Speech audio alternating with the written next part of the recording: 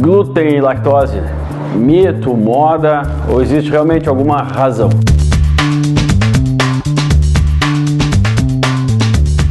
Toda vez que surgem assuntos novos nesse campo da alimentação, acaba gerando muita polêmica. Muitas das polêmicas são importantes, principalmente durante um certo período, porque o questionamento é válido sempre. Outras acabam sendo desnecessárias e partem geralmente do princípio da ignorância, do desconhecimento. Aquele que menos sabe acaba tendo as conclusões mais básicas e mais simples e equivocadas também. O básico em glúten e lactose, ou seja, o mais fácil é falar de glúten, trigo, né, e do leite, é pensar que a gente sempre teve contato com isso. Na realidade, isso não é uma verdade. O contato com os grãos, por exemplo, tem mais ou menos cerca de 10 mil anos. E os lácteos, né, os produtos lácteos, talvez um pouco menos ainda. O que a gente sabe hoje é que, apesar desses alimentos terem um contato antigo, relativamente antigo com o ser humano, não deu tempo para o ser humano se adaptar às diversas mudanças que aconteceram, não só nesses alimentos, que aconteceram demais, mas em outros também. Pensar em trigo do passado para o presente, nós precisamos pensar de como ele foi e como ele é hoje. O trigo sofreu uma evolução que eu chamo de involução. De 14 cromossomos nesse antigo, que vocês estão vendo na imagem, nós temos hoje 28 cromossomos. É quase o dobro, é praticamente o dobro. É o dobro.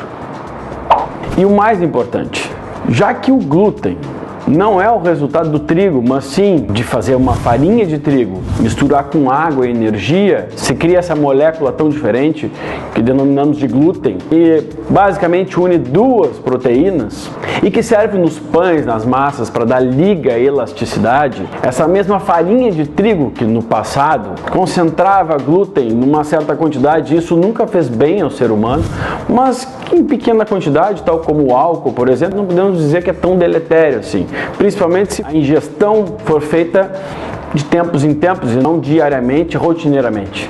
Hoje em dia, o trigo, a farinha de trigo, concentra em 400% a mais de glúten. É praticamente incompatível com a saúde gastrointestinal, pensando primeiro. Mas já que a gente sabe que tudo que chega no intestino acaba sendo distribuído pelo nosso corpo, nós sabemos que o glúten ele pode causar interferência em diversos sistemas nossos, não só o sistema intestinal.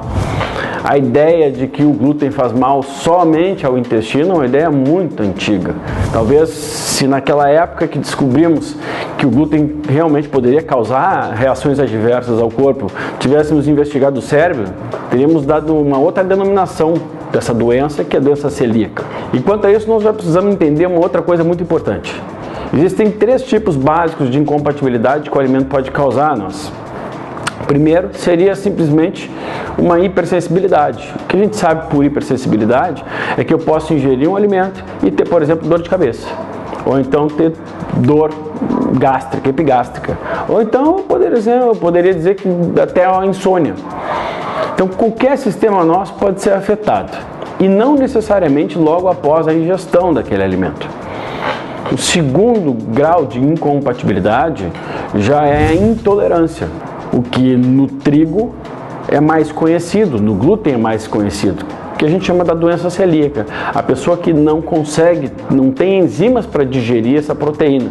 Quando isso acontece, geralmente o problema é intestinal. E infelizmente, apesar de ser algo tão básico, tão conhecido, essas pessoas passam anos, geralmente, até que consigam descobrir que realmente aqueles distúrbios gastrointestinais, e principalmente diarreias, distensão abdominal, dificuldade com gerenciamento de peso, são realmente do glúten. O terceiro grau, é o grau mais complexo e mais simples também de ser diagnosticado, é a alergia. Seria no caso da pessoa ingerir, por exemplo, camarão e ter uma alergia e poder, com um edema de glótis, ir a óbito. Bom, eu posso dizer para vocês que a alergia é o mais grave, mas é o mais simples, é o mais básico e talvez até o melhor de ter, desde que ele esteja com recursos próximos a algum lugar. Porque a pessoa não tem dúvida de que aquilo faz mal.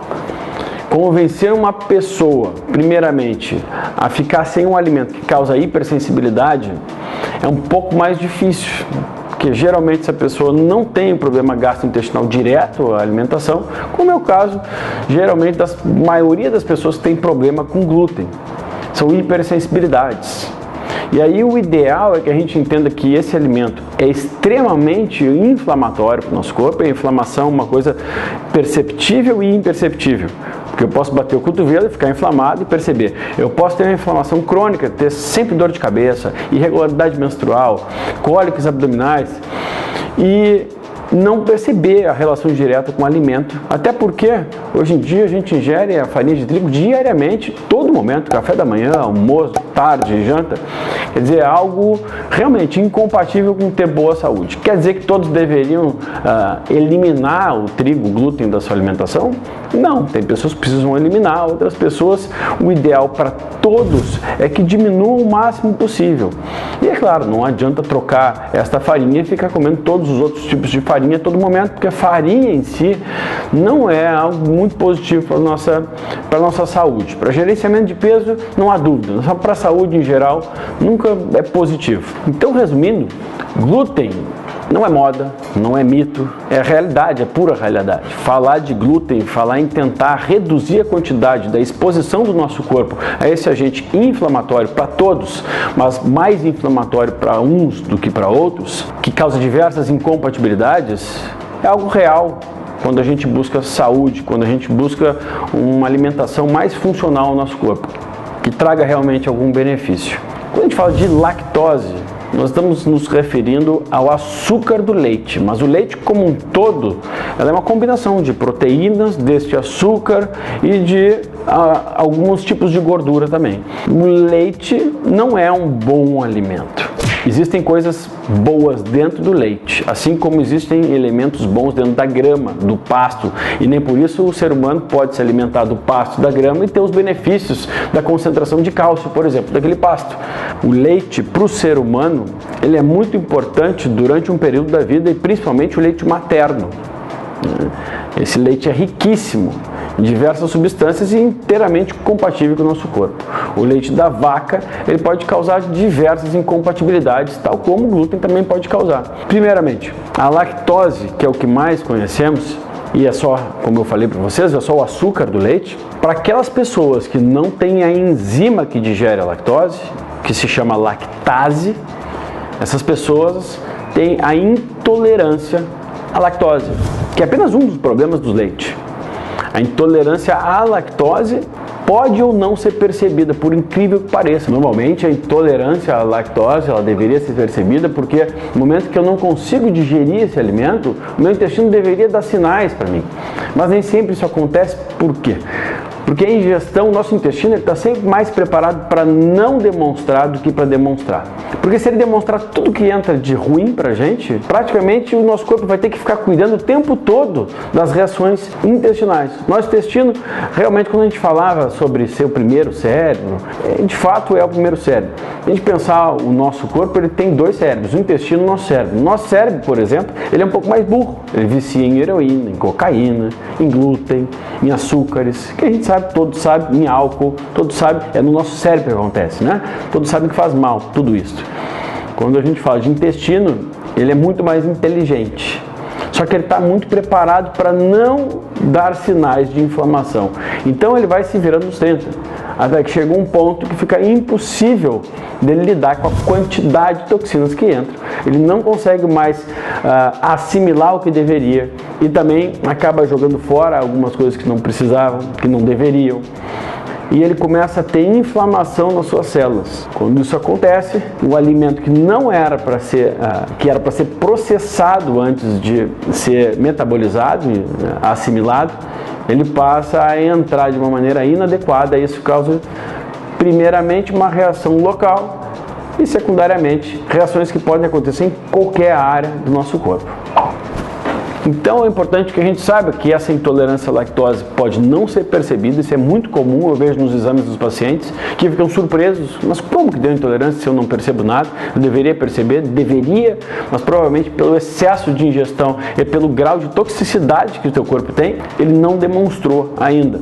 Isso não quer dizer que o demonstrar, não quer dizer que isso não está fazendo muito mal para o corpo. No momento que a gente desregula nossa microbiota intestinal, nosso intestino, essa peneira que faz entrar tudo que a gente precisa para sobreviver, parte vem através do oxigênio e outra parte vem através dos micronutrientes e macronutrientes que eu absorvo lá no meu intestino. Essa peneira danificada passa a não assimilar aquilo que deveria mais. E aí isso gera uma série de problemas a todos os nossos sistemas. A sensibilidade ao leite, por exemplo, pode gerar acne, irregularidade menstrual, também distensão abdominal, também dores de cabeça, a confusão com a gastrite, por exemplo, isso é extremamente comum. Ou alergias, diversas alergias, principalmente alergias de pele. Outra coisa muito comum nessas hipersensibilidades ao leite é a rinite e a sinusite. Então as mucosas geralmente ficam mais inflamadas. E é tão simples de perceber quando isso faz mal, porque se a pessoa chega a ficar 20, 21 dias sem aquele alimento, testando, fazendo a exclusão, ela percebe as melhoras. E aí ela acaba sendo o próprio médico, o diagnóstico vem dela mesma. Olha, eu diminuí ou excluí esse alimento e me senti extremamente bem. Eu preciso ter esses alimentos na minha vida? Essa é a questão que nós devemos nos fazer. Não. Há vida tranquilamente sem os lácteos e há vida tranquilamente sem a farinha de trigo. Isso não quer dizer que deve todos excluírem 100%. Seria benéfico? Obviamente que sim. Mas todos nos beneficiamos da diminuição da ingestão desses alimentos. Então, não é mito, não é moda, é uma realidade. O ideal é que cada um tenha a gestão dessa quantidade de alimentos, tentando primeiramente ficar algum tempo, que seja 2 semanas, sem a ingestão de um, depois 2 semanas sem a ingestão de outro, e percebendo, olha, minha dor de cabeça foi embora, olha, por exemplo, as candidíases, muito comuns em mulheres, olha, eu parei com o leite e melhorou a candidíase, melhorou a rinite, a sinusite, e aí o diagnóstico está feito. Diagnóstico de quê? De incompatibilidade, ponto. Não quer dizer que tem intolerância nem nada, de incompatibilidade. E aí a pessoa durante um tempo começa a entender o quanto que ela pode ingerir daquele alimento sem que esse alimento cause aqueles transtornos que atrapalham a vida da pessoa.